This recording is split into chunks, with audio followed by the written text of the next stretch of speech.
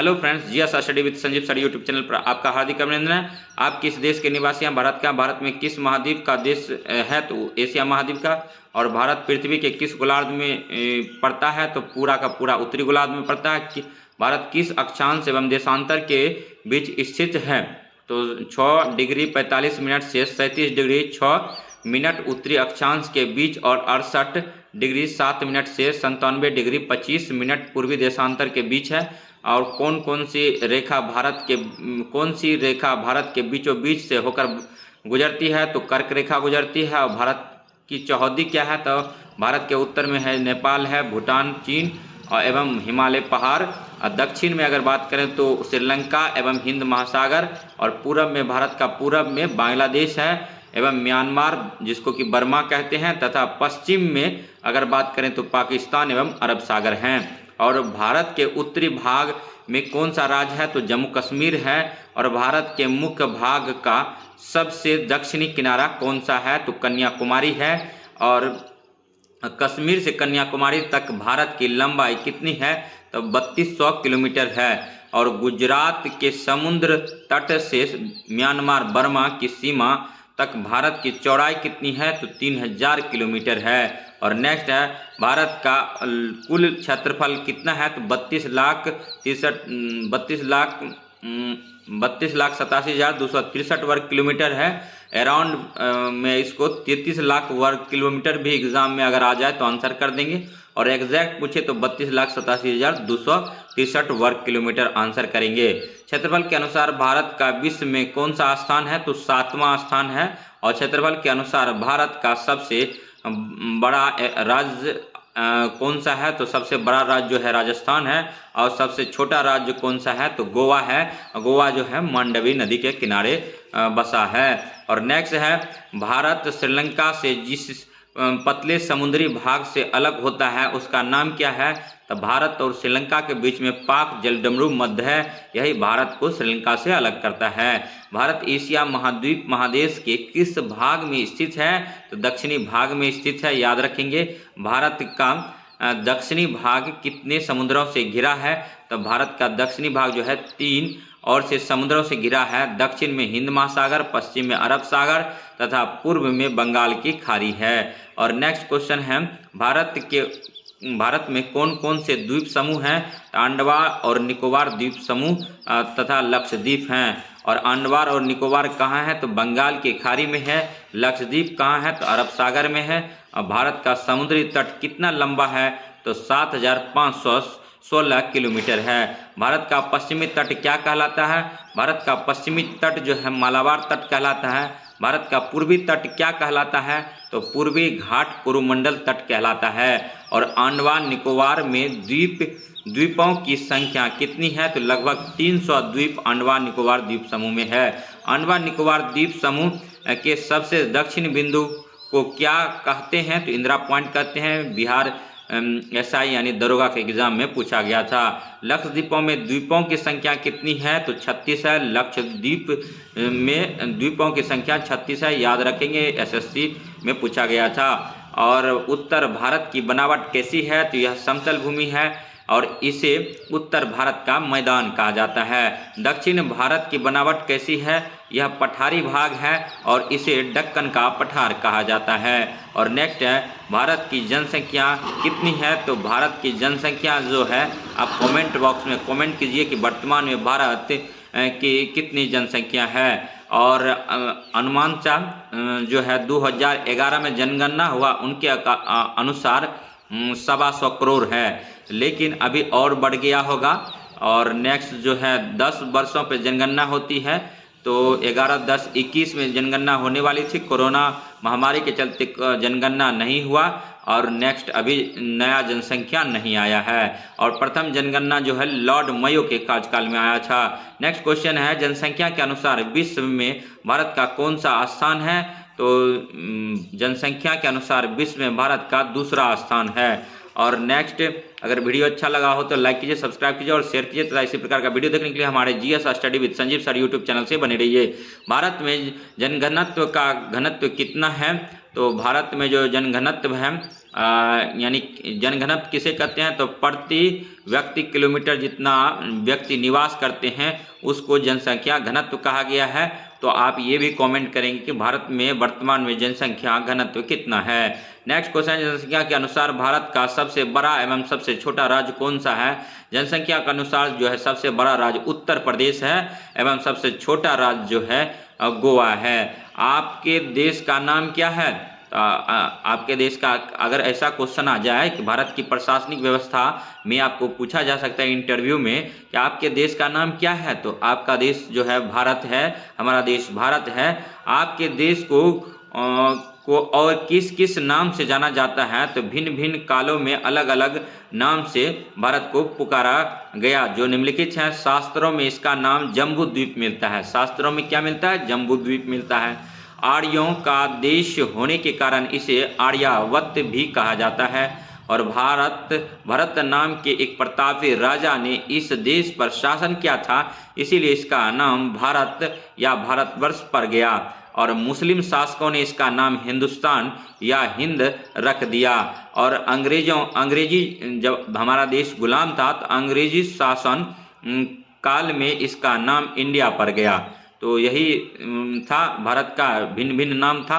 तो इसका नाम तो सबसे पहले जम्बूद्वीप, आर्यावर्त और भारतवर्ष और हिंदुस्तान और हिंद था। और नेक्स्ट, अब संविधान में इस देश को किस नाम से पुकारा जाता है, तो संविधान में भारत एवं इंडिया सिर्फ दो ही नाम संविधान में जिक्र होता है। हमारे देश की राजधानी कहाँ है, तो भारत देश की राजधानी दिल्ली है। और हमारे देश में किस प्रकार की शासन व्यवस्था है, तो प्रजातांत्रिक शासन व्यवस्था है। प्रजातांत्रिक शासन व्यवस्था किस प्रकार की होती है, इस प्रकार की शासन व्यवस्था में जनता द्वारा चुने गए प्रतिनिधि द्वारा देश का शासन चलता है। भारत देश का प्रधान कौन होता है, तो भारत के राष्ट्रपति होते हैं। राष्ट्रपति का दूत सभी राज्यों में राज्यपाल होता है। और देश के काम को सुचारू रूप से चलाने के लिए राष्ट्रपति कौन कौन सी संस्था सहायता करती है, तो संसद पार्लियामेंट करता है। और संसद किससे मिलकर बना है, तो लोकसभा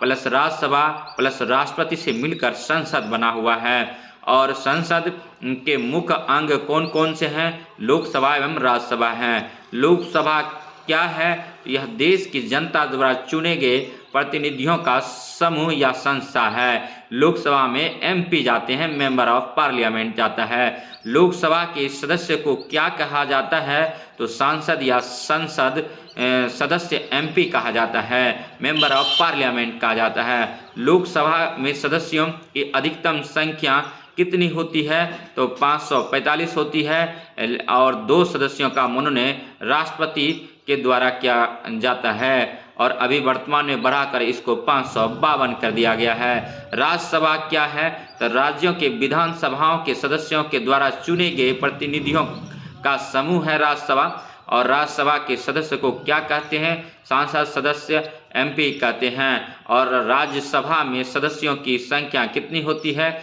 तो 250। 12 सदस्यों का मनोनयन राष्ट्रपति के द्वारा होता है। और मंत्रिपरिषद क्या है, राष्ट्रपति के कामों में सहायता करने वाली संस्था मंत्रिपरिषद कहलाती है। मंत्रिपरिषद का प्रधान कौन होता है, देश का प्रधानमंत्री होता है।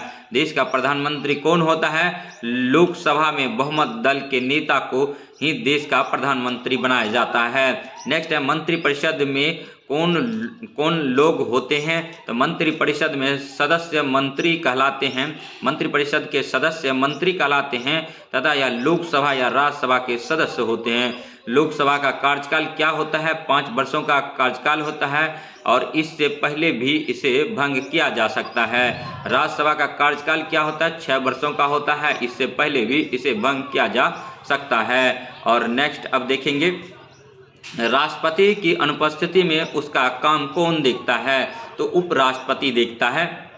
और नेक्स्ट है, राज्यसभा का सभापति कौन होता है, तो उपराष्ट्रपति होता है। राष्ट्रपति का चुनाव कैसे होता है, लोकसभा राज्यसभा राज्यों के विधानसभा के सदस्य मिलकर राष्ट्रपति का चुनाव गुप्त मतदान द्वारा करते हैं। उपराष्ट्रपति का चुनाव कैसे होता है, तो देश के लोकसभा एवं राज्यसभा के सदस्य मिलकर देश के उपराष्ट्रपति का चुनाव करते हैं। और राष्ट्रपति का कार्यकाल क्या होता है, तो 5 वर्षों का होता है। उपराष्ट्रपति का कार्यकाल क्या होता है, 5 वर्षों का होता है।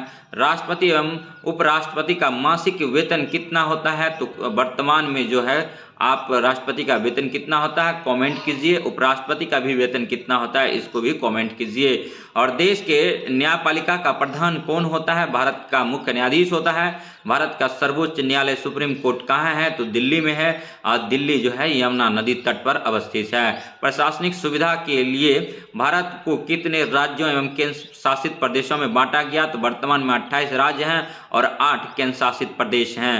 राज्य और केंद्र शासित प्रदेशों में क्या अंतर है, राज्य में राज्य के जनता द्वारा चुने हुए प्रतिनिधि द्वारा शासन होता है, किंतु केंद्र शासित प्रदेश में भारत सरकार द्वारा शासन होता है। और नेक्स्ट है, भारत में राज्यों तथा केंद्र शासित प्रदेशों का नाम, राजधानी, उसकी भाषा क्या है, तो आंध्र प्रदेश की राजधानी जो है हैदराबाद है। और असम की राजधानी दिसपुर गुवाहाटी है, यहाँ पर असमिया भाषा है। और आंध्र प्रदेश जो है तेलंगाना भी बन गया है। आंध्र प्रदेश की राजधानी हैदराबाद। और नेक्स्ट है पांडिचेरी की राजधानी पांडिचेरी है, यहाँ पर तमिल भाषा बोला जाता है। दिल्ली की राजधानी नई दिल्ली है, नई दिल्ली में हिंदी भाषा बोला जाता है। और नेक्स्ट है बिहार, बिहार की राजधानी पटना है और पटना की भाषा हिंदी है। गुजरात जो है गांधीनगर, अहमदाबाद गुजरात में है। हरियाणा चंडीगढ़ यहाँ की राजधानी है और हिंदी बोला जाता है। हिमाचल प्रदेश की राजधानी शिमला है, हिंदी व पहाड़ी बोला जाता है। जम्मू कश्मीर की राजधानी जो है श्रीनगर है, लेकिन जम्मू कश्मीर जो है केंद्र शासित प्रदेश बन गया है, यहाँ पर कश्मीरी और डोगरी बोला जाता है। केरल की राजधानी तिरुवनंतपुरम है, त्रिवेंद्रम है, यहाँ पर मलयालम बोला जाता है। मध्य प्रदेश की राजधानी भोपाल है, हिंदी बोला जाता है। मेघालय की राजधानी शिलोंग है, पहाड़ी एवं असमिया बोला जाता है। महाराष्ट्र की राजधानी मुंबई है, मराठी बोला जाता है। मणिपुर की राजधानी इम्फाल है, मणिपुरी बोला जाता है। कर्नाटक की राजधानी बेंगलोर है और यहाँ पर कन्नड़ बोला जाता है। नागालैंड की राजधानी कोहिमा है और असमिया नागा बोला जाता है। उड़ीसा की राजधानी भुवनेश्वर है और उड़िया बोला जाता है। पंजाब की राजधानी चंडीगढ़ है और पंजाबी यहाँ पर बोला जाता है। और पंजाबी जो है गुरुमुखी लिपि में लिखा जाता है और हिंदी जो है देवनागरी लिपि में लिखा जाता है और इंग्लिश जो है रोमन लिपि में लिखा जाता है। राजस्थान की राजधानी जयपुर है, यहाँ पर बोली जाने वाली भाषा हिंदी और राजस्थानी है। और तमिलनाडु की राजधानी चेन्नई मद्रास है, यहाँ पर तमिल बोला जाता है। त्रिपुरा की राजधानी अगरतला है, यहाँ पर बांग्ला और त्रिपुरी बोला जाता है। त्रिपुरा जो है तीनों तरफ से बांग्लादेश से घिरा हुआ है। और उत्तर प्रदेश की राजधानी लखनऊ है, लखनऊ गोमती नदी के किनारे बसा है। और उत्तर प्रदेश की राजधानी लखनऊ, उत्तर प्रदेश में हिंदी बोला जाता है। और पश्चिम बंगाल की राजधानी कोलकाता है, कोलकाता हुगली नदी तट पर बसा है और पश्चिम बंगाल में बांग्ला भाषा बोला जाता है। सिक्किम की राजधानी गंगटोक है और यहाँ पर जो भाषा बोली जाती है गंगटोक एक अलग भाषा है, यहाँ पर वही बोला जाता है। और मिजोरम जो है यहाँ की राजधानी आइजॉल है, यहाँ पर सिक्किमी भाषा बोली जाती है और गोरखाली भाषा बोली जाती है। अरुणाचल प्रदेश की राजधानी ईटानगर है, यहाँ पर पहाड़ी भाषा बोला जाता है। गोवा की राजधानी पणजी है और गोवा जो है मांडवी नदी तट पर बसा है, यहाँ पर कोंकणी भाषा बोला जाता है। और अब कुछ केंद्र शासित प्रदेश के बारे में जानिए। अंडमान निकोबार द्वीप समूह, इसकी राजधानी पोर्ट ब्लेयर है और यहाँ पर अंडवानी बोला जाता है। चंडीगढ़ जो है इसकी राजधानी चंडीगढ़ है और पंजाबी और हिंदी बोला जाता है। दादर नागर हवेली जो है सिलवासा यहाँ की राजधानी है, कोंकणी बोला जाता है, यहाँ पर वर्ली बोला जाता है। दमन द्वीप जो है दमन यहाँ की राजधानी है और कोंकणी बोला जाता है। लक्षद्वीप कावरत्ती राजधानी है, मलयालम बोला जाता है। पांडिचेरी या पुदुचेरी जो है यहाँ पर पांडिचेरी इसकी राजधानी है और यहाँ पर तमिल बोला जाता है। और दिल्ली की राजधानी नई दिल्ली है, यहाँ पर हिंदी बोला जाता है। और कश्मीर में जो है कश्मीर में जम्मू कश्मीर में कश्मीरी और डोगरी बोला जाता है। और जम्मू कश्मीर की राजधानी श्रीनगर है। और लेह लद्दाख जो है यहाँ की राजधानी कहाँ है, तो आप कमेंट करेंगे। और नेक्स्ट अब देखते हैं भारत की जलवायु। तो भारत की जलवायु किस प्रकार की है, तो भारत की जलवायु मानसून जलवायु है और भारत में कितने प्रकार के मौसम होते हैं? मुख्य रूप से भारत में 4 प्रकार के मौसम होते हैं। भारत के मौसमों का संक्षिप्त वर्णन करते हैं। पहला जो जाड़े का मौसम से स्टार्ट करते हैं। जाड़े का मौसम, यह मौसम में सर्दी पड़ती है। यह मौसम नवंबर से शुरू होता है और फरवरी के अंत में समाप्त हो जाता है। इस मौसम को जाड़े का मौसम माना जाता है। गर्मी का मौसम, इस मौसम में गर्मी पड़ती है। यह अप्रैल में शुरू होता है तथा जून के अंत में समाप्त हो जाता है। और बसंत का मौसम यह पतझड़ का मौसम कहलाता है और मार्च में शुरू होकर मार्च में ही समाप्त हो जाता है। और बरसात का मौसम, इस मौसम में सारे भारत में वर्षा होती है। मतलब बरसात का मौसम, इस मौसम में सारे भारत का जो भी राज्य है, सभी राज्यों में भारत में वर्षा होती है। यह जून के अंत में शुरू होता है तथा सितंबर के अंत में समाप्त हो जाता है। अब भारत के वन के बारे में जानेंगे। भारत के कुल क्षेत्र के कितने भाग पर वन जंगल मिलते हैं, इसको कमेंट कीजिए। और संतुलन बनाने के लिए 33% का होना अनिवार्य है, लेकिन 33% से कम भारत में वन है। भारत में वन की अगर बात करें तो लगभग 24 से 26% के अंदर ही है। और भारत में कितने प्रकार के वन मिलते हैं और यह देश के किन भागों में पाया जाता है? भारत में निम्नलिखित प्रकार के वन पाए जाते हैं, जैसे चिरहरित वन, एवरग्रीन फॉरेस्ट इसको बोलते हैं इंग्लिश में। यह वन 300 सेंटीमीटर से अधिक वर्षा वाले क्षेत्र में पाया जाता है। इसके अंदर जो आता है आंडमान निकोबार, पूर्वी एवं पश्चिमी घाट में यह जंगल पाया जाता है। और 200 सेंटीमीटर से 300 सेंटीमीटर तक वर्षा वाले क्षेत्र में पाए जाने वाले वन भी चिरहरित वन हैं तथा यह पश्चिम बंगाल एवं उड़ीसा में है।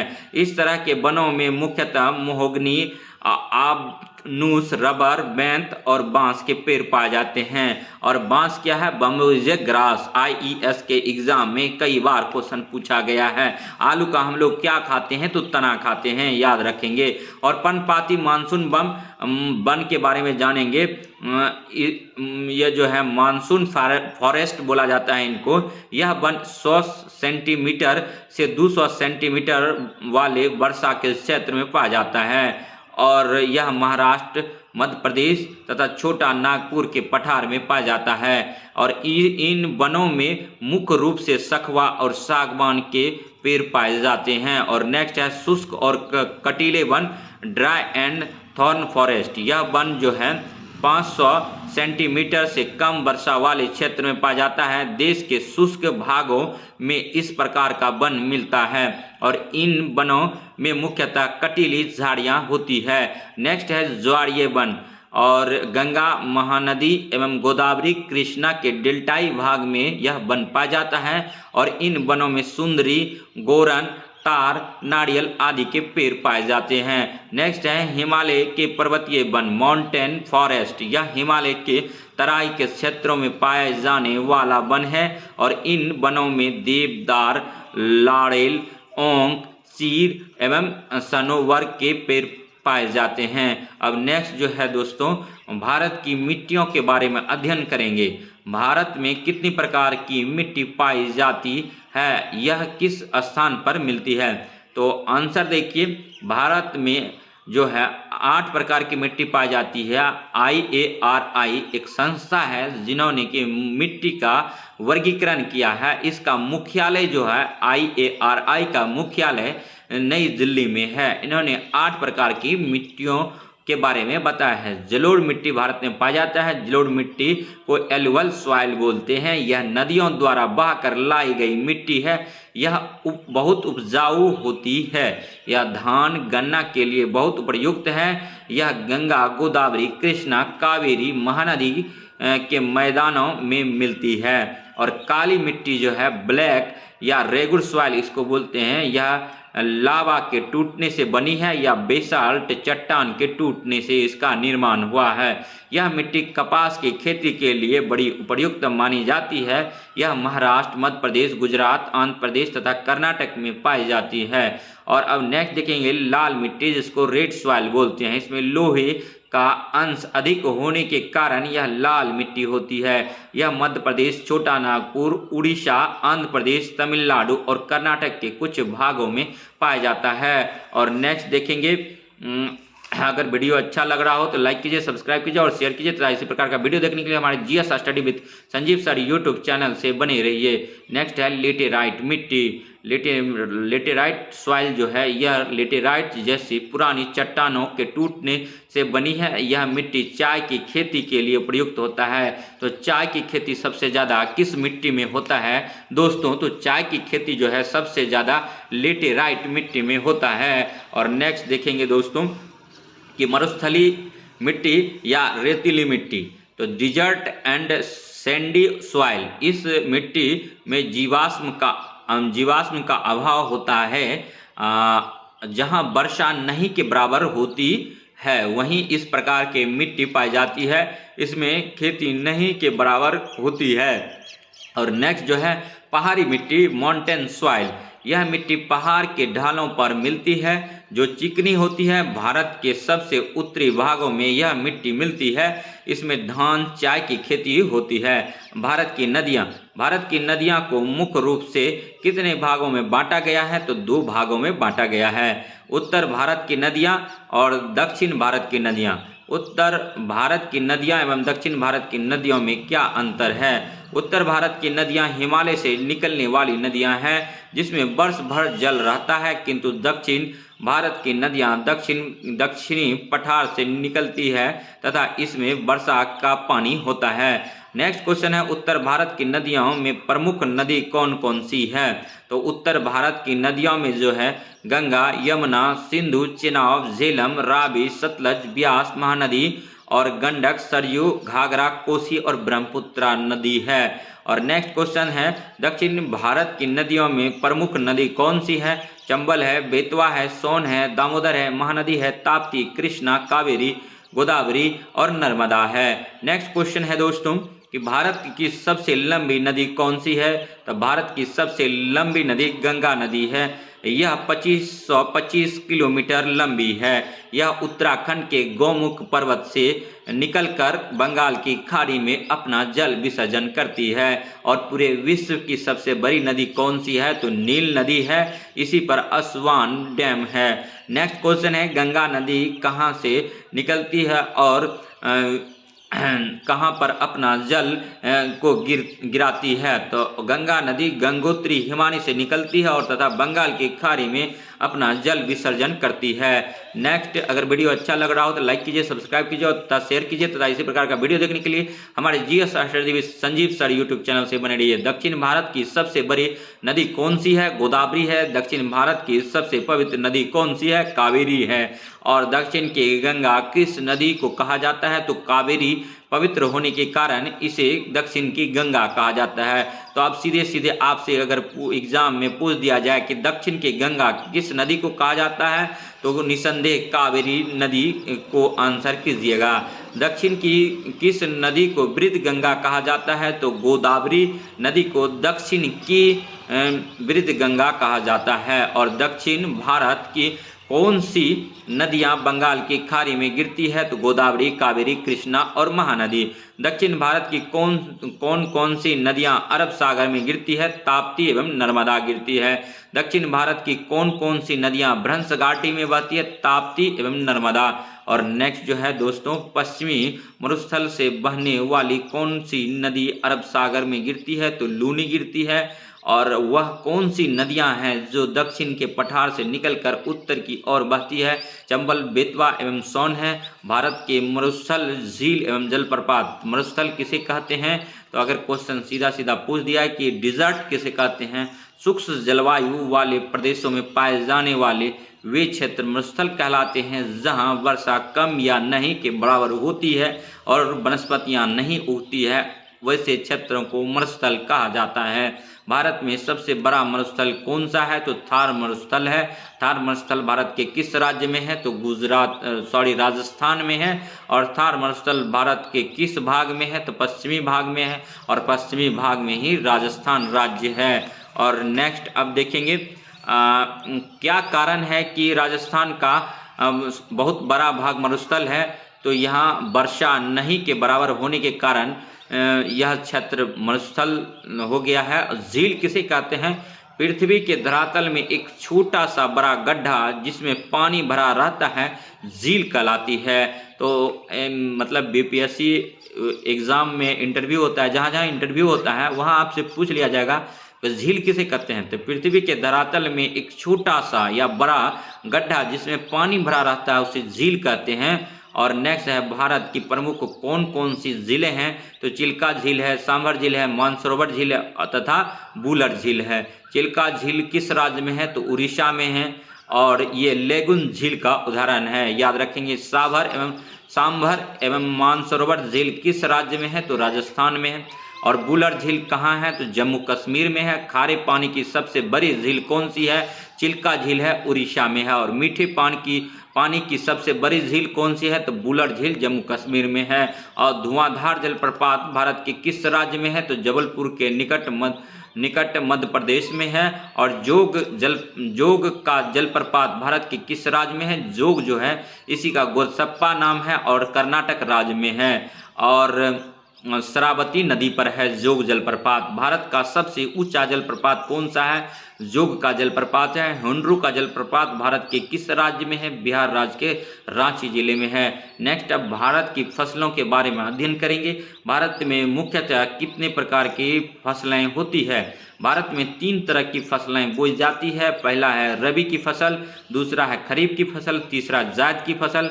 रबी की फसल कब लगाई जाती है? अक्टूबर में लगाई जाती है और अप्रैल में काटी जाती है। और नेक्स्ट देखिए दोस्तों, अगर वीडियो अच्छा लग रहा हो तो लाइक कीजिए, सब्सक्राइब कीजिए। रबी की फसल में मुख्य कौन सी फसल है? तो गेहूं, जौ, चना, मटर, सरसों आदि है। खरीफ की फसल कब लगाई जाती है? तो यह जुलाई में लगाई जाती है तथा अक्टूबर में काट ली जाती है। खरीफ की फसल में मुख्य कौन सी फसलें हैं? चावल है, ज्वार है, बाजरा है, मक्का है, मूंगफली है, कपास है, जूट है, गन्ना है, तंबाकू है आदि है। जायद की फसल कब लगाई जाती है? तो यह मार्च में लगाई जाती है तथा अक्टूबर में काट ली जाती है। जायद की फसल में मुख्य फसलें कौन सी हैं? तरबूज, खरबूज, ककड़ी, खीरा आदि है। और खाद्य फसलें कौन कौन सी हैं? चावल है, गेहूं है, ज्वार, बाजरा, चना, मक्का, दलहन इत्यादि जो है खाद्य फसलें हैं। और नगदी फसल क्या है? तो वे फसलें जिसका उत्पादन मुख्य रूप से व्यापार के लिए किया जाता है उसे नगदी फसल कहते हैं। जैसे चाय, गन्ना, रबर, कपास, तंबाकू, जूट, कहवा इत्यादि जो है नगदी फसल का उदाहरण है। चावल की खेती भारत के किस भाग में होती है? बिहार, बंगाल, असम, आंध्र प्रदेश, तमिलनाडु में चावल की खेती होती है। सबसे ज़्यादा अगर चावल के उत्पादन की बात करें तो पश्चिम बंगाल में होता है। भारत में सबसे अधिक चावल की पैदावार किस राज्य में होती है? तो आंध्र प्रदेश में होता है। और भारत में सबसे अधिक चावल जो है वेस्ट बंगाल में होता है उत्पादन। गेहूं की खेती भारत के किस भाग में होता है? तो वो मुख्य रूप से इसका खेती पंजाब, हरियाणा, उत्तर प्रदेश, बिहार में होता है। और प्रति हेक्टेयर गेहूं का उत्पादन सबसे ज़्यादा अगर बात करें तो पंजाब में होता है। भारत में सबसे अधिक गेहूं की खेती किस राज्य में होती है? तो यूपी में होता है। और बाजरे की खेती जिसको मिलेट बोलते हैं, और बाजरे की खेती भारत के किस भाग में होती है? तो इसकी सबसे अधिक खेती प्रायद्वीप भारत पठारी भाग में होता है। मक्का की खेती मुख्य रूप से भारत में किस भाग में होती है? पंजाब, बिहार और उत्तर प्रदेश में मक्के की खेती होती है। और नेक्स्ट देखेंगे, दलहन की खेती मुख्य रूप से भारत के किस भाग में होती है? तो दलहन की खेती उत्तर प्रदेश, पंजाब, बिहार, हरियाणा में होता है। तंबाकू की खेती मुख्य रूप से भारत के किस भाग में होती है? आंध्र प्रदेश, बिहार, उत्तर प्रदेश में होती है। कपास की खेती मुख्य रूप से भारत के किस भाग में होती है? मध्य प्रदेश, महाराष्ट्र, गुजरात, तमिलनाडु, पंजाब। गन्ना की खेती मुख्य रूप से भारत के किस भाग में होती है? तो गन्ना की खेती उत्तर प्रदेश, बिहार, महाराष्ट्र आदि राज्यों में होती है। चाय की खेती मुख्य रूप से भारत के किस भाग में होती है? तो असम, पश्चिम बंगाल तथा केरल में होता है। भारत में खनिज कहाँ कहाँ पाया जाता है? तो लौह अयस्क जो है नोआमुंडी, गुआ, जामदा बिहार, बोनाई और क्योंझर उड़ीसा, बेलाडीला, ढाली, रजहरा मध्य प्रदेश, रत्नागिरी महाराष्ट्र, बाबूधन की पहाड़ियाँ कर्नाटक, सेलम तमिलनाडु और गोवा में होता है। कोयला का उत्पादन जो है झरिया, बोकारो, गिरिडीह झारखंड, रानीगंज पश्चिम बंगाल और सोहागपुर कोरबा, सिंगरौली मध्य प्रदेश, सिंगरैनी आंध्र प्रदेश, तलचर संबलपुर उड़ीसा, नवेली तमिलनाडु, असम, मेघालय और जम्मू कश्मीर में होता है। कोयला सबसे जो क्वेश्चन पूछा जाता है, सबसे पुराना इसका पूछा जाता है तो रानीगंज पश्चिम बंगाल में है, बीपीएससी प्रीलिम्स में पूछा गया था। और झरिया के बारे में पूछा गया था, झरिया कहाँ है, कोयला उत्पादन के लिए प्रसिद्ध है, यह जो है झारखंड में है। और नेक्स्ट आप देखेंगे अभ्रक, जिसको कि अभ्रक भी बोलते हैं, अभ्रक भी बोलते हैं। यह कोडरमा गिरिडीह बिहार, अजमेर, भीलवाड़ा राजस्थान, नेल्लोर आंध्र प्रदेश में पाया जाता है। मैंगनीज की बात करें तो बालाघाट, छिंदवाड़ा मध्य प्रदेश, नागपुर, भंडारा महाराष्ट्र, सुंदरगढ़ और कोरापुत गंजाम, कालाहांडी उड़ीसा, सिंहभूम बिहार में मैंगनीज का उत्पादन होता है। बॉक्साइट की बात करें तो पलामू और बगरू पहाड़ी बिहार, कालाहांडी उड़ीसा, कोल्हापुर महाराष्ट्र, कटनी मैकाल मध्य प्रदेश, केरा क्षेत्र गुजरात में बॉक्साइट का उत्पादन होता है। बॉक्साइट एल्युमिनियम जो है बॉक्साइट से ही निकाला जाता है। और तांबा जो है सिंहभूम, हजारीबाग, डाल्टनगंज बिहार, खेतरी राजस्थान और बालाघाट मध्य प्रदेश, गढ़वाल उत्तर प्रदेश, कर्नूल गंटूर आंध्र प्रदेश और चित्तलदुर्ग कर्नाटक, कोयम्बटूर तमिलनाडु। तो ये खेतरी मोस्ट इम्पॉर्टेंट है, पूछा जाता है कि खेतरी कहाँ है, राजस्थान में। किसके लिए जाना जाता है खेतरी की खान, तो तांबा उत्पादन यानी कॉपर के उत्पादन के लिए जाना जाता है। सोना जो है कोलार कर्नाटक में पाया जाता है और चूना पत्थर लातेहार, रोहतासगढ़ बिहार, देहरादून, मंसूरी उत्तर प्रदेश, वीर मित्रापुर उड़ीसा, जबलपुर, रेवा मध्य प्रदेश और तिरुचिरापल्ली तमिलनाडु। और नेक्स्ट जो है पेट्रोलियम खनिज तेल जो है डिगबोई भरतपुर असम, अंकलेश्वर खंबात की खाड़ी गुजरात, मुंबई हाई महाराष्ट्र, जैसलमेर राजस्थान। तो यहाँ से अधिकाधिक बार क्वेश्चन देखने को मिला, सभी एग्जाम में लगभग पूछा गया है। पेट्रोलियम खनिज डिगबोई जो है असम में है, ये पूछा जाता है डिगबोई असम किसके लिए प्रसिद्ध है, पेट्रोलियम खनिज संसाधन के लिए है। और नेक्स्ट पूछा जाता है अंकलेश्वर कहाँ है, तो अंकलेश्वर जो है गुजरात में है और किस खाड़ी के तट पर है, ये खंबात की खाड़ी के निकट है। और मुंबई हाई के बारे में भी पूछा जाता है, महाराष्ट्र में है, पेट्रोलियम खनिज उत्पादन के लिए जाना जाता है। और नेक्स्ट जो है आप देखते हैं प्राकृतिक गैस, असम, गुजरात, महाराष्ट्र, आंध्र प्रदेश में उत्पादन होता है। यूरेनियम जो है Jaduguda Bihar, most important question है, यूरेनियम कहाँ से उत्पादन होता है, जादूगोड़ा बिहार में होता है।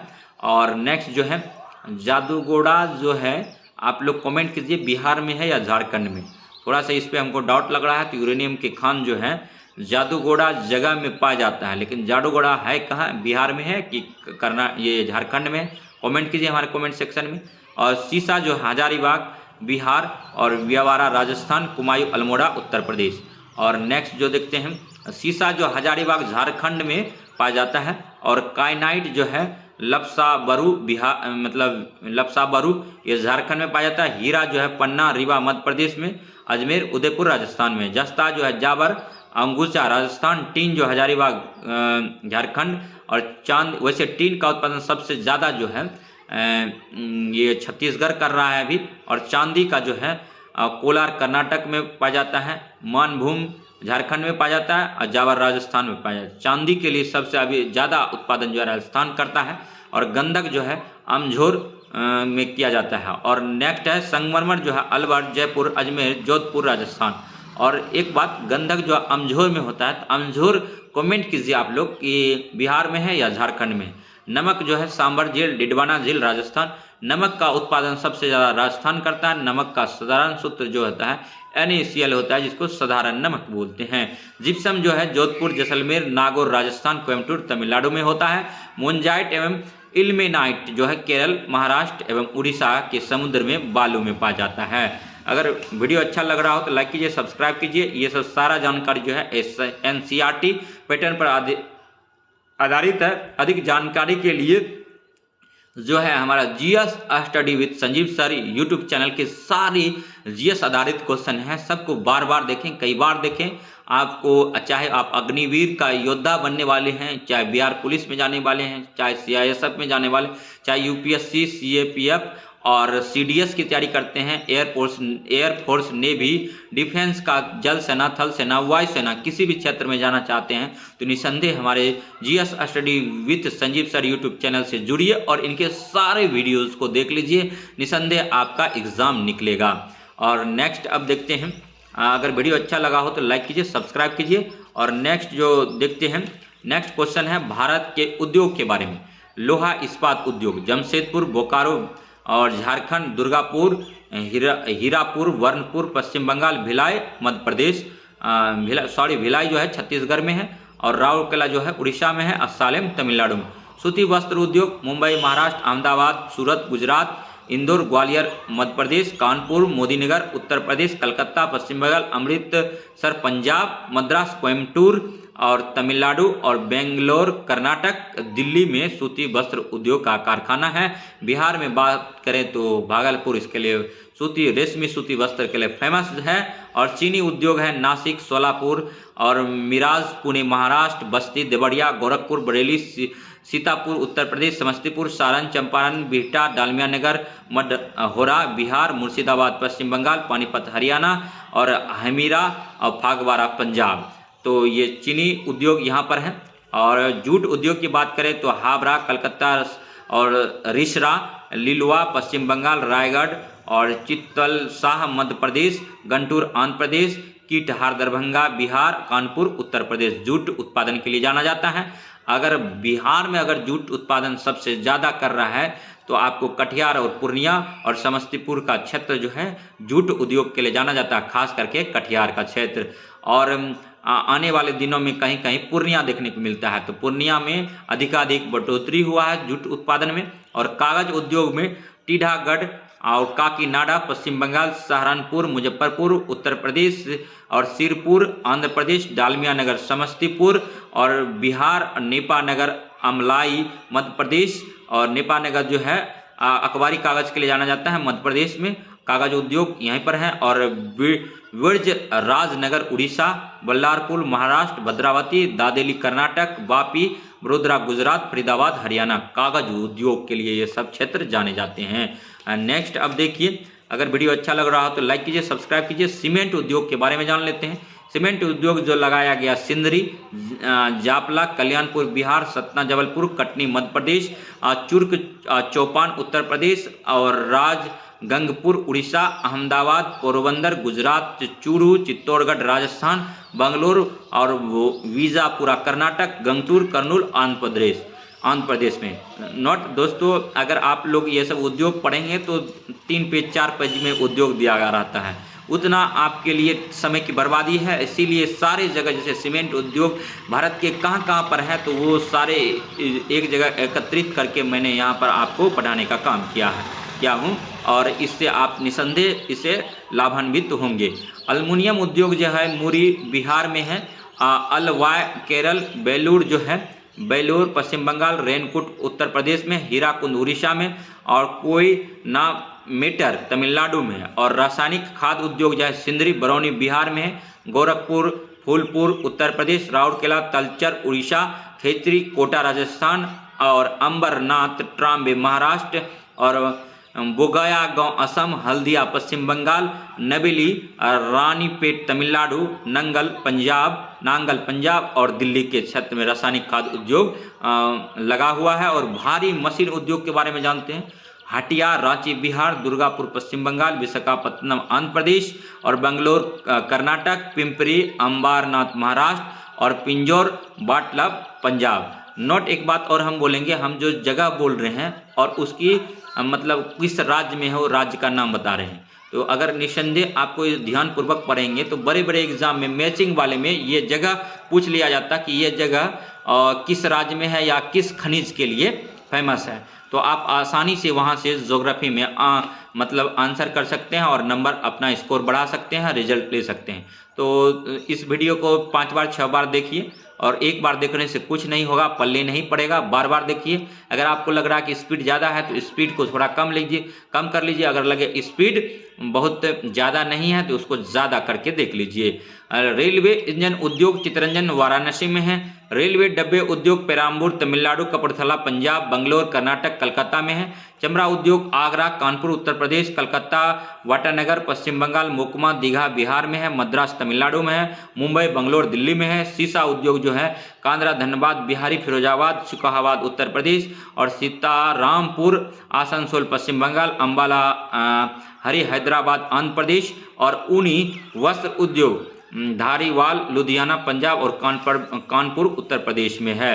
नेक्स्ट अब देखेंगे रेशमी वस्त्र उद्योग भागलपुर बिहार में है, वाराणसी उत्तर प्रदेश में, श्रीनगर कश्मीर में है, कांचीपुरम जो है क्षेत्र तमिलनाडु में पड़ता है, मुर्शिदाबाद जो है पश्चिम बंगाल में है और सूरत गुजरात में है। सूरत जो है ताप्ती नदी किनारे बसा हुआ है और बंगलोर जो है कर्नाटक में है। रेशमी वस्त्र उद्योग के लिए जाना जाता है। जलयान उद्योग की बात करें तो विशाखापत्तनम आंध्र प्रदेश में है, कोचीन केरल में है, मझगांव मुंबई महाराष्ट्र, कल्पक्कम पश्चिम बंगाल में है और वायुयान उद्योग जो है बंगलोर कर्नाटक में है और कोरापुट उड़ीसा में है, नासिक महाराष्ट्र में है, हैदराबाद आंध्र प्रदेश में है, कानपुर जो है उत्तर प्रदेश में है। और मोटर गाड़ी उद्योग के बारे में अब हम जानते हैं मुंबई पुणे महाराष्ट्र, मद्रास तमिलनाडु, कलकत्ता पश्चिम बंगाल, गुड़गांव हरियाणा, बेंगलोर कर्नाटक और जमशेदपुर बिहार में है। टेलीफोन उद्योग के बारे में अब हम लोग जानते हैं कि बेंगलोर कर्नाटक में है और रूपनारायणपुर पश्चिम बंगाल में है। और पेट्रोलियम रिफाइनिंग उद्योग के लिए अब हम लोग क्षेत्र को जानते हैं। डिगबोई का क्षेत्र, नुनमाटी का क्षेत्र जो असम में है काफ़ी फेमस है पेट्रोल रिफाइनिंग उद्योग के लिए। इसके अलावा कोयली गुजरात में है, ट्राम्बे महाराष्ट्र में है और विशाखापत्तनम जो है आंध्र प्रदेश में है और मथुरा उत्तर प्रदेश का क्षेत्र पेट्रोल रिफाइनिंग उद्योग के लिए जाना जाता है। विद्युत इंजीनियरिंग उद्योग के लिए बेंगलोर, हैदराबाद, रानीखेत, भोपाल जाना जाता है। रबर उद्योग के लिए कलकत्ता, मद्रास, दिल्ली, बेंगलोर, मुंबई और अम्बाटूर जाना जाता है। अब नेक्स्ट देखेंगे दोस्तों, नेक्स्ट टॉपिक है भारत के पहाड़ एवं पहाड़ियाँ के बारे में अब हम लोग अवलोकन करेंगे। और भारत को भौगोलिक दृष्टि से कितने भागों में बांटा गया है, तो 2 भागों में बांटा गया है, उत्तरी भारत का मैदान और दक्षिणी भारत का पठार। और नेक्स्ट एक बात हम कहना चाहेंगे, ये ज्योग्राफी भारत का ज्योग्राफी अब हम पढ़ा रहे हैं तो इसमें अभी जो है बेसिक क्वेश्चन उठाया जा रहा है और माजिद हुसैन की स्टैंडर्ड बुक है एनसीईआरटी और वहाँ से जो है क्वेश्चन बाद के वीडियो में हम देंगे। अभी फिलहाल आप ज्योग्राफी में बेस बनाइए, यहाँ से भी एग्जाम में क्वेश्चन पूछा जाता है। हिमालय पर्वत की श्रेणी भारत के किस भाग में है, तो भारत के सबसे उत्तरी छोर पर है। हिमालय पर्वत श्रेणी कहाँ से कहाँ तक फैली हुई है, पश्चिम में जम्मू कश्मीर से पूर्व में अरुणाचल प्रदेश तक फैला हुआ है। अरुणाचल प्रदेश में ही सूर्य सबसे पहले निकलता है। और नेक्स्ट देखेंगे हिमाचल प्रदेश हिमालय पर्वत श्रेणी को कितने भागों में बांटा गया है, 3 भागों में बांटा गया है। सर्वोच्च हिमालय या हिमाद्री, लघु हिमालय या हिमाचल, ब्रह्म हिमालय या शिवालिक। भारत में हिमालय की प्रमुख चोटियां कौन सी है, कंचनजंगा है, नंगा पर्वत है, नंदा देवी है। भारत की सबसे ऊंची चोटी कौन सी है, काराकोरम K2 है। और भारत के दक्षिण पठार की प्रमुख पर्वत श्रेणियां कौन सी है, अरावली है, विंध्याचल, सतपुरा है, अजंता है, पश्चिमी घाट है और पूर्वी घाट है। और एक बात, भारत की सबसे ऊंची चोटी कौन सी है, तो काराकोरम K2 है। अगर यहीं पर आपको देखें कि नेपाल कहाँ का, नेपाल हिमालय की है, जिसको कि नेपाल जो है एवरेस्ट, माउंट एवरेस्ट वो नेपाल में है और माउंट एवरेस्ट को नेपाल में जो है सागरमाथा के नाम से जानते हैं। और दक्षिण भारत के पठार का आकार कैसा है, तो त्रिभुजाकार है। भारत के दक्षिण पठार की प्रमुख पर्वत श्रेणियां कौन सी है, अरावली, विंध्याचल, सतपुरा, अजंता, पश्चिमी घाट और पूर्वी घाट है। और पठारी भाग के उत्तर पूर्वी कोने पर कौन सी पहाड़ियां मिलती है, तो ये जो है राजमहल की पहाड़ियां हैं। और पठारी भाग के उत्तरी पश्चिमी कोने पर कौन सी पहाड़ी मिलती है, अरावली की पहाड़ी मिलती है। अरावली की पहाड़ी का जो फैलाव है राजस्थान से लेकर के दिल्ली तक है। और नेक्स्ट है पठारी भाग के दक्षिणी कोने पर कौन सी पहाड़ी मिलती है, तो नीलगिरी तथा अन्नामलाई पहाड़ियां मिलती है। और पठारी भाग के उत्तरी भाग में कौन सी पर्वत श्रेणी है, तो विंध्याचल पर्वत है जो पूर्व से पश्चिम तक फैला हुआ है।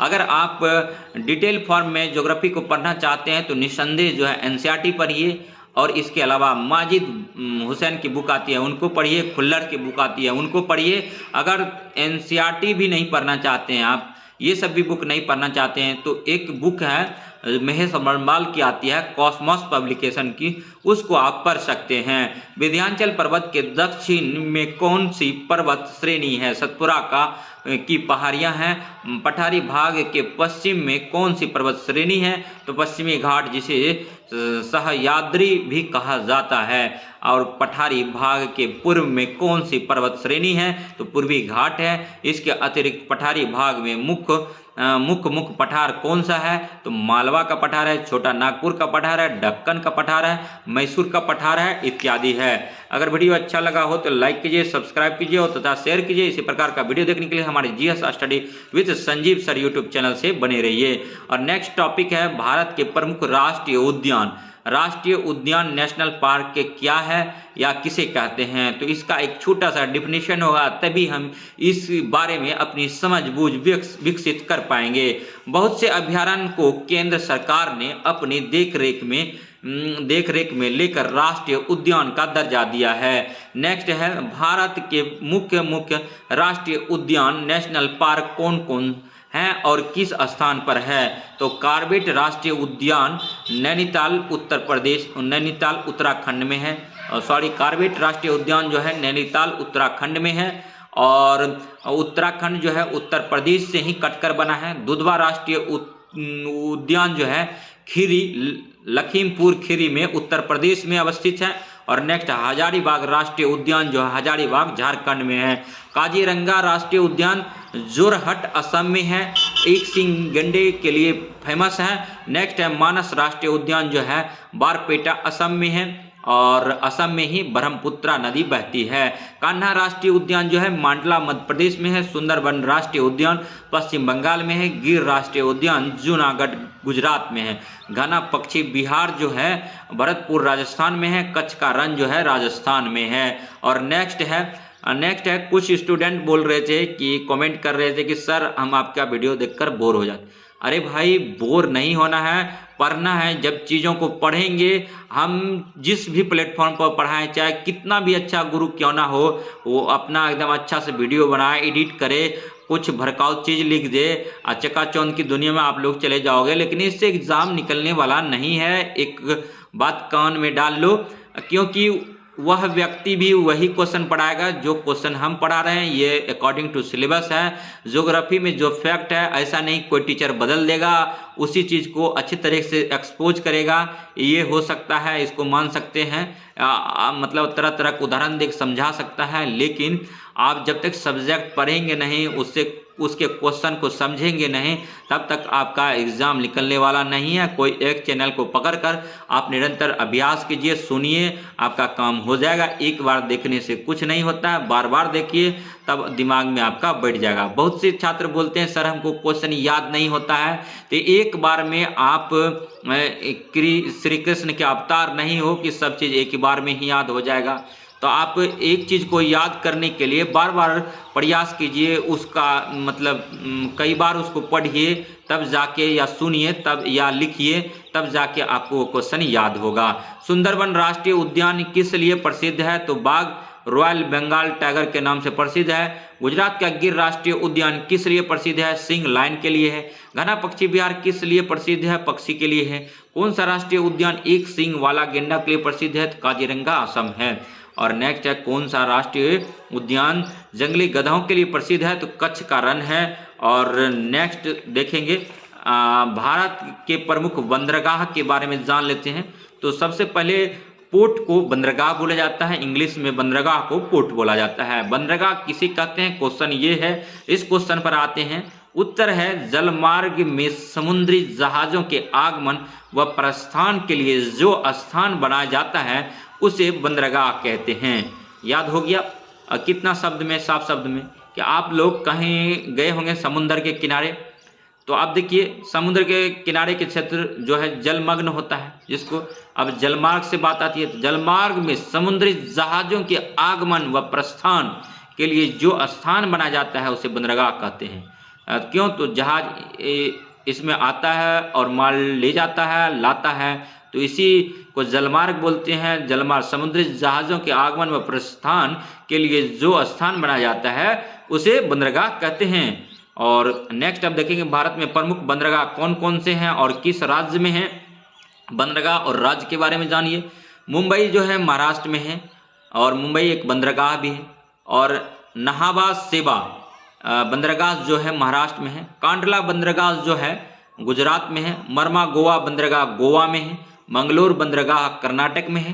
कोचिन बंदरगाह केरल में है और तूतीकोडन बंदरगाह तमिलनाडु में है। चेन्नई मद्रास में जो बंदरगाह है उसे तमिलनाडु में है।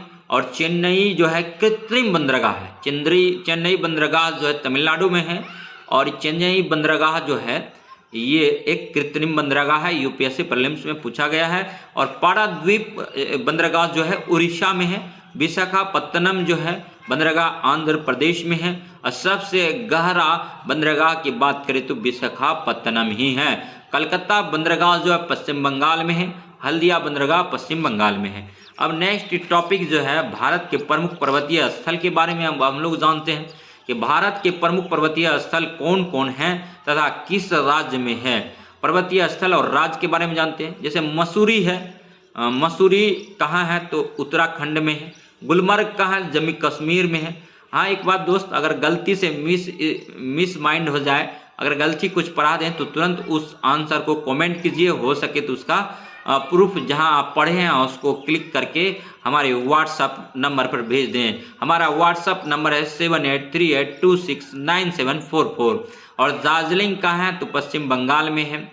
और उटकमंड ऊटी पर्वतीय स्थल कहाँ है, ऊटी जो है इसको भी आप कमेंट कीजिए। महाबलेश्वर जो है महाराष्ट्र में है। और डलहौजी जो है हिमाचल प्रदेश में है। और नेक्स्ट देखेंगे कि कुल्लू मनाली जो है हिमाचल प्रदेश में है। चेरापूंजी जो है मेघालय में है। और नेक्स्ट जो है कोडाई कनाल जो है तमिलनाडु में है। माउंट आबू राजस्थान में है। नेक्स्ट दोस्तों देखेंगे भारत के प्रमुख संग्रहालय के बारे में जानेंगे। संग्रहालय जिसको म्यूजियम कहते हैं। और तो क्वेश्चन है संग्रहालय म्यूजियम किसे कहते हैं, तो वह स्थान जहां ऐतिहासिक एवं दुर्लभ वस्तुओं का संग्रह किया जाता है उसे संग्रहालय यानी म्यूजियम कहा जाता है। और नेक्स्ट अब भारत के प्रमुख संग्रहालय कौन कौन से हैं, तो कुछ का बताएंगे, बहुत सारा है लेकिन जो हमको इम्पोर्टेंट लगा एग्जाम व्यू से पॉइंट ऑफ व्यू से है उन्हीं को लिए हैं। गवर्नमेंट इंडस्ट्रियल म्यूजियम कोलकाता में है। विक्टोरिया मेमोरियल हॉल कोलकाता में है। और इंडियन म्यूजियम कोलकाता में है। कलकत्ता कर्मसीडियल म्यूजियम जो है कलकत्ता में है। पटना म्यूजियम पटना में है। और सालार जंग म्यूजियम हैदराबाद में है। और आर्कियोलॉजिकल म्यूजियम जो है सारनाथ में है, सारनाथ यूपी में पड़ता है। और Prince of Wales Museum Mumbai में है। गवर्नमेंट म्यूजियम मद्रास में है। ताज म्यूजियम आगरा में है। और म्यूजियम ऑफ आर्कोलॉजी आगरा में है। रेड फोर्ट म्यूजियम दिल्ली में है। और नेशनल म्यूजियम नई दिल्ली में है। आर्कोलॉजिकल म्यूजियम नालंदा में है। म्यूनिसिपल म्यूजियम जो है इलाहाबाद में है। भारत कला भवन म्यूजियम वाराणसी में है। निश्चित सफलता के लिए अवश्य हमारे GS study with Sanjeev sir YouTube channel को पढ़िए, देखिए और लिखने का काम कीजिए। हम जो है वही क्वेश्चन लेकर आए हैं जो एग्जाम पॉइंट ऑफ व्यू से अति महत्वपूर्ण है। अगर आप वीडियो को देखेंगे तभी प्राकृतिक समझ पाएंगे कि जो संजीव सर हैं किस प्रकार से पढ़ाते हैं। मेरा एजुकेशन क्वालिफिकेशन की बात करें तो बीटेक इलेक्ट्रिकल इंजीनियरिंग से है। इसके तदुपरांत मैंने पीजी किया है हिंदी लिटरेचर में एनओयू पटना से। और नेक्स्ट अगर बात करें तो हमारा बीएड है मैथ और फिजिकल साइंस से। और हम सीटेट क्वालिफाइड हैं और सेंट्रल गवर्नमेंट के द्वारा एक सर्टिफिकेट दिया जाता है कि शिक्षक पात्रता परीक्षा का। तो हम टीचर जिसमें कि हमको रुचि है, जैसे एज ए टीचर हम आपको अभी पढ़ा रहे हैं तो वो भी हम पास कर चुके हैं। नेक्स्ट है पुस्तकें एवं लेखक। मेघदूतम संस्कृत भाषा में लिखा गया है, कालिदास की कृति है। ऋतुसंहार संस्कृत भाषा में लिखा गया है, कालिदास की कृति है। और कालिदास किसके दरबार में थे तो चंद्रगुप्त द्वितीय के दरबार में थे। और रामायण संस्कृत भाषा में लिखा गया है और वाल्मीकि ने लिखे हैं। और महाभारत वेदव्यास ने लिखा है संस्कृत भाषा में। भगवत गीता जो है वेदव्यास कृत है, संस्कृत भाषा में लिखा गया है। कादम्बरी मान्य भट्ट के द्वारा लिखा गया है और संस्कृत है। हर्षचरित के लेखक जो हैं वार्णभट्ट है, संस्कृत में लिखा गया है। अर्थशास्त्र के लेखक कौटिल्य है, चाणक्य, कौटिल्य और विष्णुगुप्त, संस्कृत भाषा में लिखा गया था। पंचतंत्र जो है विष्णु शर्मा द्वारा लिखा गया है, संस्कृत भाषा में लिखा गया है। और रत्नावली के लेखक जो हैं हर्षवर्धन है, संस्कृत भाषा में लिखा गया है। साहित्य दर्पण विश्वनाथ लेखक हैं और संस्कृत भाषा में लिखा गया है। गीत गोविंद के लेखक जयदेव है, संस्कृत भाषा में लिखा गया है। गोदान जो है हिंदी में लिखा गया है, प्रेमचंद ने लिखे हैं। रंगभूमि प्रेमचंद ने लिखा है हिंदी में। मानसरोवर प्रेमचंद ने लिखा है, लेखक हैं और हिंदी में लिखा है। शिवा सदन प्रेमचंद लेखक हैं और हिंदी में लिखा है। दीप शिखा जो है महादेवी वर्मा की कृति है और हिंदी में लिखा गया। आधे अधूरे जो है मोहन राकेश का है, हिंदी में लिखा गया है। और साकेत जो है मैथिली शरण गुप्त लेखक हैं, इनके साकेत के और हिंदी में लिखा गया है। यशोधरा मैथिली शरण गुप्त का है, हिंदी में। और भारत भारती जो है हिंदी में मैथिली शरण गुप्त का। युद्ध जो है हिंदी में है, नरेंद्र कोहली ने लिखा है। और बेघर के लेखक हैं ममता कालिया, हिंदी में लिखा गया है। सुदामा चरित्र जो है नरोत्तम दास के द्वारा लिखा गया है, हिंदी में लिखा गया है। और दिल्ली का दलाल हिंदी में लिखा गया है, पांडे बेचन शर्मा उग्र के द्वारा लिखा गया है। और नेक्स्ट जो है दोस्तों गेहूं और गुलाब जो है इनके लेखक राम वृक्ष बेनीपुरी हैं, हिंदी में लिखा गया है। राम और रहीम के लेखक जो हैं राजा राधिका रमन प्रसाद सिंह हैं, हिंदी में लिखा गया है। गांधी टोपी हिंदी में लिखा गया है राजा राधिका रमन प्रसाद सिंह के द्वारा। रसीम रथी जो है हिंदी में है रामधारी सिंह दिनकर के द्वारा। कुरुक्षेत्र है हिंदी में रामधारी सिंह दिनकर के द्वारा लिखा गया है। हारी का हरि नाम हिंदी में लिखा गया है रामधारी सिंह दिनकर के द्वारा। गुंजन जो है हिंदी में लिखा गया है सुमित्रा नंदन पंत के द्वारा। अगर वीडियो अच्छा लगा हो तो लाइक कीजिए, सब्सक्राइब कीजिए और शेयर कीजिए तथा इसी प्रकार का वीडियो देखने के लिए हमारे GS study with Sanjeev sir YouTube channel से बने रहिए। जूही की कली सूर्यकांत त्रिपाठी निराला ने लिखा, हिंदी में। अनामिका लिखा सूर्यकांत त्रिपाठी निराला ने। और सुरसागर के लेखक सूरदास हैं। झांसी की रानी के लेखक सुभद्रा कुमारी चौहान है। हल्दी घाटी के लेखक जो हैं श्याम नारायण पांडे हैं। और हिंदू मुस्लिम एकता के लेखक लाला लाजपत राय हैं। और जय पराजय के लेखक जो हैं उपेंद्र नाथ अस्क हैं। अग्नि परीक्षा के लेखक जो हैं आचार्य तुलसी हैं। और अमृत और बीस के लेखक जो हैं अमृत लाल नागर हैं। आवाराम मसीहा के लेखक विष्णु प्रभाकर हैं। और चित्रा के लेखक जो हैं भगवती चरण वर्मा है। प्रेम माधुरी के लेखक जो हैं भारतेंदु हरिचंद हैं। भारत दुर्दशा के लेखक भारतेंदु हरिचंद हैं। मृग नयनी के लेखक जो हैं वृंदावन लाल वर्मा है। गुनाहों का दीप्ता के लेखक जो हैं धर्मवीर भारती हैं। महिला आंचल के लेखक फणीश्वर नाथ रेणु हैं। रामचरितमानस के लेखक जो हैं तुलसीदास हैं। और रामचरितमानस की भाषा जो है अवधी है। हनुमान चालीसा जो है हिंदी में लिखा गया है, तुलसीदास द्वारा लिखा गया है। कामायनी जो है जयशंकर प्रसाद के द्वारा लिखा गया है। अजात शत्रु के लेखक जयशंकर प्रसाद हैं। चंद्रगुप्त के लेखक जयशंकर प्रसाद हैं। बीजक के लेखक कबीरदास हैं। गीता प्रवचन के लेखक विनोबा भावे हैं। नंगा शहर के लेखक भीमसेन त्यागी हैं। मिट्टी की बारात के लेखक जो हैं शिव मंगल सिंह सुमन हैं। नौकर की कमीज के लेखक विनोद कुमार शुक्ल हैं। गीता रहस्य के लेखक बाल गंगाधर तिलक हैं। भोर का तारा के लेखक जो हैं जगदीश चंद्र माथुर हैं। रक्षाबंधन के लेखक हरि कृष्ण प्रेमी हैं। और विश्व वृक्ष के लेखक जो हैं बंकिम चंद्र चटर्जी हैं, इनकी भाषा बांग्ला है। आनंद मंठ के लेखक जो हैं बंकिम चंद्र चटर्जी हैं, इनका लेखक भाषा जो है बांग्ला है। और कोरी कागज पंजाबी भाषा में लिखा गया है, इनके लेखक अमृता प्रीतम हैं। धूप का टुकड़ा पंजाबी में लिखा गया है अमृता प्रीतम के द्वारा। आंख का दरिया जो है उर्दू में लिखा गया है कुर्तुलैन हैदर के द्वारा।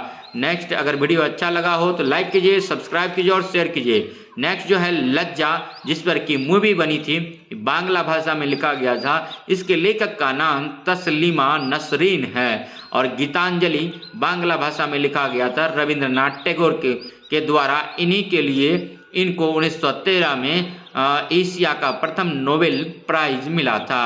और गार्डनर के लेखक जो हैं रविंद्रनाथ टैगोर हैं, इनकी भाषा गार्डनर की भाषा अंग्रेजी है। आईन-ए-अकबरी फारसी भाषा में लिखा गया है, इनका लेखक अबुल फजल हैं। अकबरनामा फारसी भाषा में लिखा गया है, अबुल फजल ने लिखा है। और फारसी भाषा मुगलों की दरबारी भाषा जो थी फारसी थी। शाहनामा फारसी भाषा में लिखा है और फिरदौसी इनके लेखक हैं। बाबरनामा तुर्की भाषा में लिखा गया है, इनके लेखक जो हैं बाबर हैं। बांग-ए-दरा उर्दू में लिखा गया है इकबाल के द्वारा, इकबाल लेखक हैं इनके।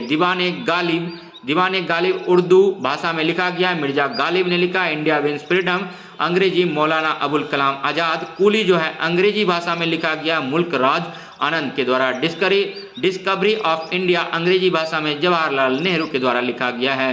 ब्रोकन विंग्स अंग्रेजी भाषा में सरोजिनी नायडू के द्वारा लिखा गया है। और कंथापुरा अंग्रेजी में है, राजा राव के बारे में है। और दास कैपिटल जर्मन भाषा में लिखा गया है कार्ल मार्क्स के द्वारा।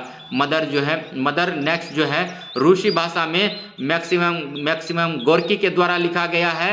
और नेक्स्ट जो है पॉलिटिक्स बुक जो है इनकी भाषा ग्रीक है और लेखक जो है अरस्तु है। इंडिया जो है ग्रीक भाषा में लिखा गया है, मेगास्थनीज इसके लेखक हैं। और नेक्स्ट जो है मदर इंडिया जो है अंग्रेजी भाषा में लिखा गया है कैथरीन मयो के द्वारा।